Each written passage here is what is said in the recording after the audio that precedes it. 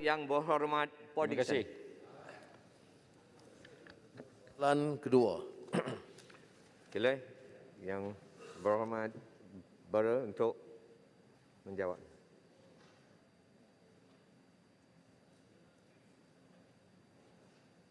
Tiga minit. Terima kasih Yang Berhormat Ketua Pembangkang. Untuk makluman Yang Berhormat, Jabatan Perangkaan Malaysia telah menerbitkan laporan anggaran pendapatan isi rumah dan insiden kemiskinan pada Ogos 2021. Berdasarkan laporan tersebut, pendapatan purata kasar bulanan isi rumah telah menurun sebanyak 10.3% seperti yang disebutkan tadi, daripada RM7,901 pada tahun 2019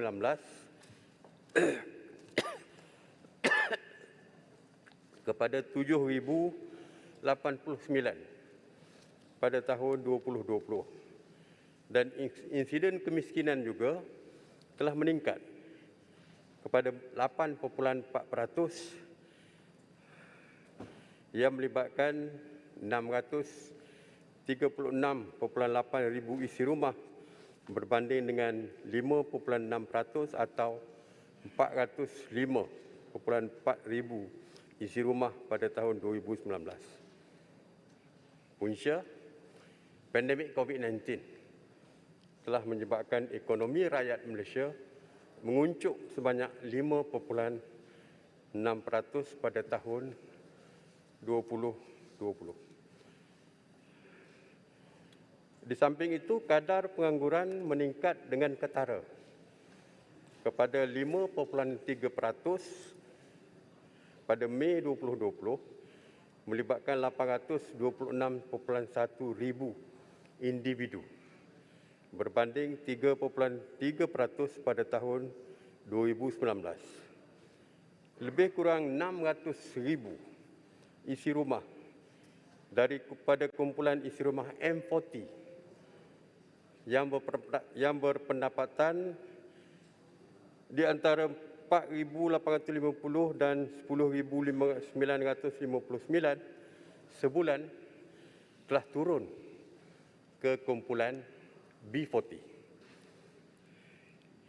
Bagi mengurangkan tekanan beban individu dan isi rumah yang terkesat, kerajaan telah menyediakan pelbagai bentuk bantuan di bawah 8 pakej rancangan ekonomi, antaranya seperti berikut: bantuan prihatin nasional, bantuan prihatin rakyat, bantuan khas COVID-19 BKC Fasa 1 pada keseluruhannya berjumlah RM24.9 bilion dan telah membantu 10.9 juta individu isi rumah. Moratorium bayaran balik pinjaman daripada lebih 7 juta peminjam, diskaun bil elektrik sebanyak 3.14 bilion yang memanfaatkan 8.8 juta individu dan isi rumah, 106.8 juta bakul makanan oleh JKM dengan 1.121.385 penerima isi rumah, malah RM300,000 disediakan untuk setiap ahli parlimen untuk melaksanakan bakul makanan yang memanfaatkan 375,000 penerima. Yang seterusnya mengekalkan dan mewujudkan pekerjaan termasuk program subsidi upah yang telah membantu kira-kira 300,000 makanan dan mengekalkan lebih daripada 2.7 juta pekerja. Walaupun bantuan ini hanyalah bersifat jangka pendek.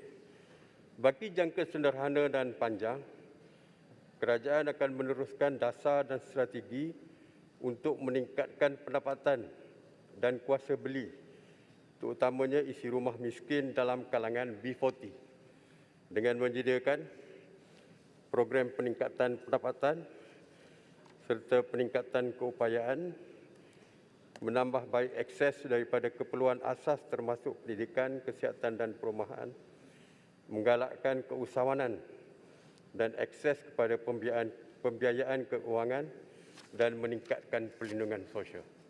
Terima kasih. Sila soalan tambahan yang Terima pertama. kasih Yang Muhammad atas penjelasan yang agak teliti. Yang Muhammad menjelaskan bahawa dengan bantuan prihatin nasional, fasa 1, 2 dan lain-lain berjumlah 24.9 bilion. Tetapi kenyataan sekarang berdasarkan laporan Jabatan Statistik adalah penurunan. Maknanya jumlah kemiskinan yang bertambah menyusut 10.3%. Maka persoalan saya ialah, apakah langkah yang diambil ini dianggap munasabah dan mencukupi? Jawapannya tidak, kerana penyusutan terus berlaku. Dan lebih parah adalah negeri-negeri seperti Kelantan, kerana penyusutan paling tinggi.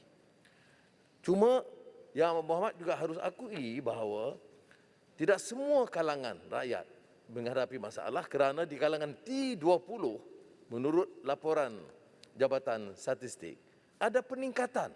Maksudnya dalam keadaan kemiskinan yang ketara, jumlah yang lebih parah, jumlah penganggur dan juga yang miskin, dan M40 yang turun jadi B40, tetapi golongan yang maha kaya telah mencatat pendapatan yang terus meningkat. Maka oleh demikian saya ingin satu penjelasan daripada Yang Amat Berhormat bahawa pertama, langkah-langkah ini tidak mencukupi. Ada yang kami usulkan langkah suntikan 45 bilion untuk maksud ini dengan pemantauan jelas. Yang Amat Berhormat juga menyebut tentang moratorium. Kalau tidak kita jelaskan, wang yang diberi itu akan digunakan untuk bayar hutang bank.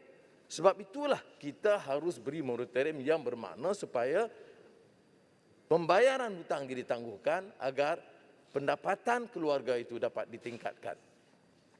Terima kasih. Sila Yang Berhormat. Terima kasih, Yang Berhormat. Seperti yang saya sebutkan tadi, kita ada short term dan long term plan tadi. Short term tadi memang kita kira hanya untuk sementara. Sebagai contoh, apabila kita memberikan bantuan kepada peniaga mikro, one off cash, ia je bertahan untuk beberapa waktu saja.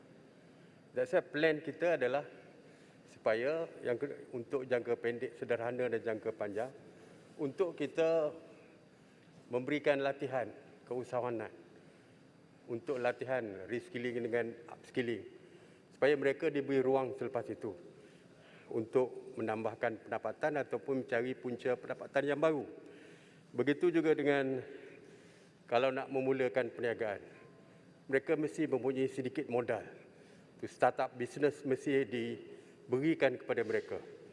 Jadi sebab itulah kita menyediakan, BSN menyediakan modal to start up dia punya bisnes, MARA pun menyediakan, dan yang lebih penting adalah untuk long term, iaitu membuka semula ekonomi. Jadi inilah yang kita jangka, apabila kita buka ekonomi, maka peluang mereka untuk mendapat pekerjaan, untuk memulakan perniagaan, boleh membantu mereka untuk meneruskan hidup, dan kita percaya akhirnya jurang kemiskinan ataupun peratusan kemiskinan itu dapat kita kurangkan. Terima kasih. Terima kasih. Soalan tambahan Mas. yang Terima kasih, kedua, saya jemput Yang Berhormat Pontian.